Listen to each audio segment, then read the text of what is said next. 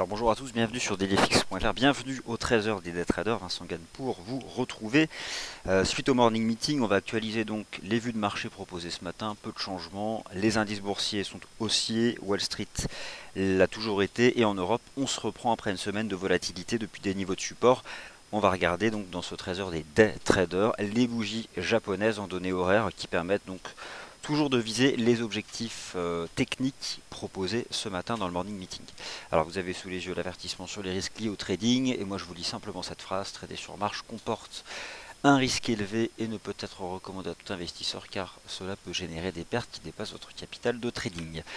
Alors pour l'ensemble de la semaine, vous savez ce que le marché attend, deux banques centrales majeures, la Banque centrale du Japon puis la Réserve fédérale, et ça se passe le mercredi 21 septembre. Davantage d'informations sur ces thèmes-là dans la vidéo qui est présente sur le site en page d'accueil, qui est donc l'enregistrement du morning meeting qui a eu lieu ce matin de 11h à midi. Quant à ce qu'on attend cet après-midi, deux choses. Déjà l'ouverture de la session américaine, toujours qui apporte de la volatilité, et simplement à 16h, un chiffre économique, un indice avancé dans le secteur de l'immobilier aux États-Unis, l'indicateur avancé de la NAHB, qui est donc l'association nationale aux États-Unis du secteur immobilier. Les indices boursiers européens rebond technique avec des objectifs de cours qui ne sont pas encore atteints, donc je pense qu'on peut rester optimiste. Vous avez ici le CFD FRA 40 en données horaires, divergence haussière. Alors c'est surtout en H4 qu'elle est visible, mais c'est simplement donc pour l'esprit de la contradiction de prix-momentum, contradiction positive. Nous sommes sortis en Europe par le haut de petites figures d'élargissement depuis des niveaux de support. Vous avez ici donc la figure d'élargissement du FRA 40. On en est sorti ce matin grâce à une belle session de rebond en Asie. Alors pas au Japon, c'était fermé, mais sur les places boursières chinoises, ainsi qu'un rebond du prix du pétrole sur support.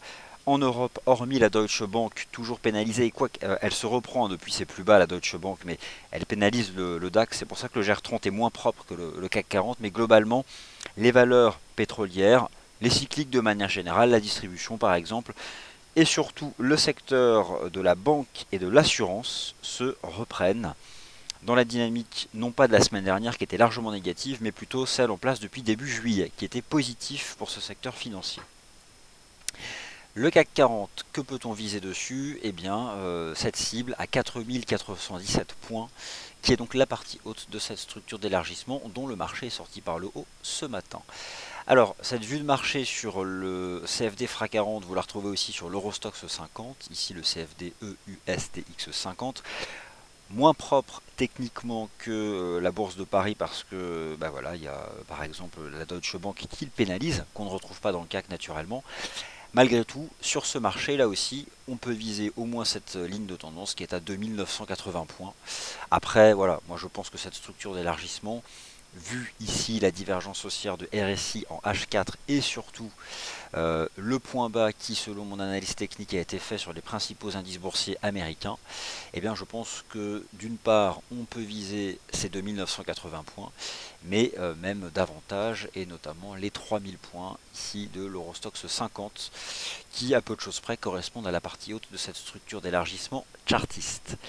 Le CFD GR30 est aussi dans une tendance positive, surtout parce que techniquement il a réussi à reprendre les 10 322 points. Malgré tout, il sous-performe aujourd'hui assez largement. Lorsque vous regardez les titres aujourd'hui qui composent l'Eurostoxx 50, on retrouve dans les valeurs les moins performantes beaucoup de valeurs du DAX et notamment la Deutsche Bank. Quoique la Deutsche Bank fait déjà une mèche basse par rapport à son point bas touché ce matin, mais on voit quand même que ces valeurs allemandes sont sous pression du fait de la Deutsche Bank, mais aussi le secteur automobile en Allemagne. Donc ça sous-performe.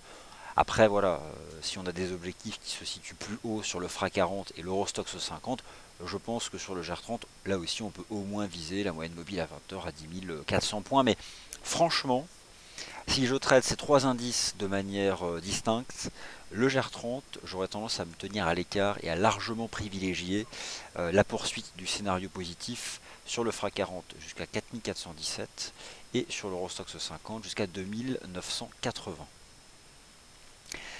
Les indices boursiers US, j'en ai parlé ce matin, puis vous reverrez ça donc tout à l'heure dans le Wall Street Insider. On va regarder maintenant en intraday l'euro-dollar. Alors l'once d'or, j'en ai parlé ce matin, je pense que on a fait un point bas la semaine dernière, je vais en reparler. Le GBP AUD, bonjour Lakshmi, c'est baissier. Là simplement on travaille un seuil chartiste qui est donc ce support à 1,7265. Donc notez quand même l'importance du niveau horizontal. On avait fait une bougie japonaise en doji le 8 septembre qui avait permis au cours de se reprendre fermement. Après, le dollar australien est soutenu par la hausse des taux la nuit dernière en Chine, et la livre sterling a été à nouveau mise sous pression la semaine dernière par la Banque d'Angleterre. Alors c'est une cible, on ne peut pas vendre un support, mais je sais que pour certains vous êtes vendeurs depuis les 1,74, 1,75. Techniquement parlant, on brise ce niveau et derrière c'est 1,70, 50 quasi assuré. Enfin en tout cas c'est ce que nous dit l'analyse technique. L'euro GBP toujours haussier pour viser 0,8620. Vous êtes ici en bougie japonaise en données journalières, c'est propre. Et donc voilà la bougie du 16 septembre. Elle est haussière et en termes de niveau de prix horizontaux, c'est ce niveau-là, 0,8626 que je vise. L'euro-dollar en données journalières, donc on est toujours là sous l'influence négative des bonnes statistiques américaines. Notez tout de même le support à 1,1130. Le marché ne l'a pas encore précisément testé, mais on voit qu'on tente une stabilisation. Pour autant, faut-il tout de suite adopter une stratégie positive sur l'euro-dollar? Franchement, le seul niveau de prix qui m'intéresserait pour jouer un rebond, c'est 1,1130. Donc, hop, le marché ne l'a pas testé. On voit très bien que on avait formé un creux ici dessus fin août. C'est un pivot horizontal qui avait voilà, d'abord en résistance, puis point d'accélération début août, support mi-août, resupport début septembre. On retombe dessus assez fortement. Bon, euh, avec un dollar qui pourrait être mis sous pression par une réserve fédérale accommodante, on peut là aussi envisager que ça se reprenne. Donc on est en zone de support. Par contre, voilà, en données horaires, j'ai pas encore la conviction que ce marché ait fait son point bas. Donc j'attends. Le vrai bon niveau d'entrée, ce serait un 11,30. Non, honnêtement, et c'est ce que j'ai proposé ce matin dans le morning meeting, la seule paire en dollars qui techniquement là me semble propre pour un scénario de hausse avant la réserve fédérale, c'est l'AUD-USD pour un ensemble de raisons techniques et aussi monétaires. Deux raisons principales. Le cycle des taux baissiers de la Banque de réserve d'Australie, il est terminé. La dernière fois qu'elle a baissé ses taux, le marché a acheté la devise. Donc il a acquis cette conviction que c'était la fin. Et le marché est toujours dans l'anticipation, donc il y a un décalage entre la réaction des cours et le cycle des taux en lui-même. D'autre part, avec un dollar US qui, d'ici la Fed, pourrait reculer au moins légèrement, si l'on en croit en tout cas les probabilités d'action de la Fed, malgré les bonnes stats de vendredi, on ne dépasse pas 20% pour les probabilités implicites que la Fed relève ses taux. Franchement, en ayant balayé techniquement les paires majeures en dollars, c'est celui-ci que vous avez donc là sous les yeux, la UD-USD, qui me semble le plus propre. Alors la séance n'est pas terminée, donc c'est difficile là d'utiliser la bougie japonaise en cours en données journalières.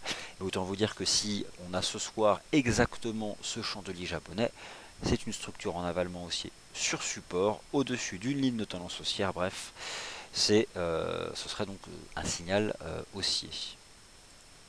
Les paires en yens, rien à dire, le marché attend la BOJ, ça ne sera rien. Franchement, il faut se tenir à l'écart des paires en yens en ce début de semaine. Ça vaut largement le coup de savoir ce que va faire la Banque centrale du Japon, parce que derrière, on aura plusieurs semaines de tendance. Les paires en yens, c'est comme ça.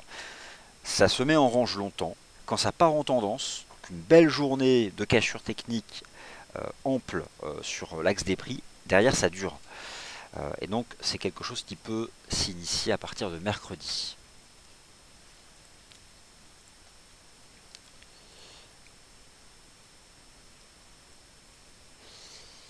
Alors, visiteur, le DAX pourrait retourner sur... Alors, le DAX pourrait... Alors, il y a un niveau, imaginons qu'en intraday, on a un repli... il y a un niveau de prix qui m'intéresse, c'est celui-ci à 10 322 points, qui a été en fait brisé en fin d'après-midi européenne vendredi 16 septembre et qui a été réintégré là par le marché. Donc concrètement, dans un scénario de rebond technique des indices boursiers européens en début de semaine, si on devait se replier là à l'ouverture de la session US, retracer une partie de la hausse matinale, c'est ce niveau de prix horizontal qui m'intéresse, 10 322. Voilà pour le trésor des day traders, on 10 minutes sur les bougies intraday, donc je vous laisse. Prochaine émission 15h15, l'ouverture de la session US, le Wall Street Insider. Merci à tous.